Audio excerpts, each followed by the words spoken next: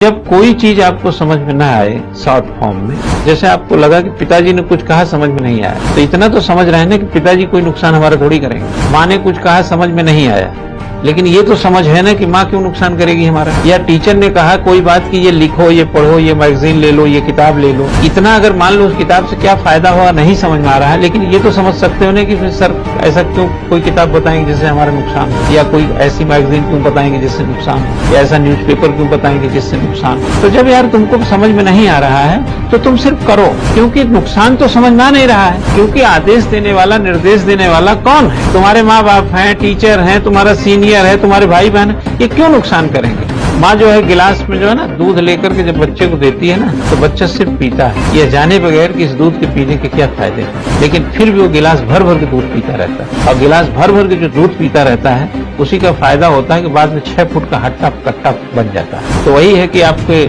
JN Pandey का संविधान पढ़िए, सिविल सर्विसेज क्रॉनिकल पढ़िए, एक न्यूज़पेपर पढ़िए, क्लास में टाइम से आइए, 2 पेज रोज लिखिए, आंसर लिखिए, क्वेश्चन को समझिए, फिल्म्स के पॉइंट ऑफ व्यू से, मेंस के पॉइंट ऑफ व्यू से। भले ही इस बात से बहुत सारी चीजों से अनभिज्ञ हों, लेकिन आप करते जाएंगे तो एक दिन आप सिविल सर्विसेज के रिजल्ट में अचीव करते हुए अपने को पाएंगे। जब रिजल्ट पाएंगे तब उसका मोल समझेंगे।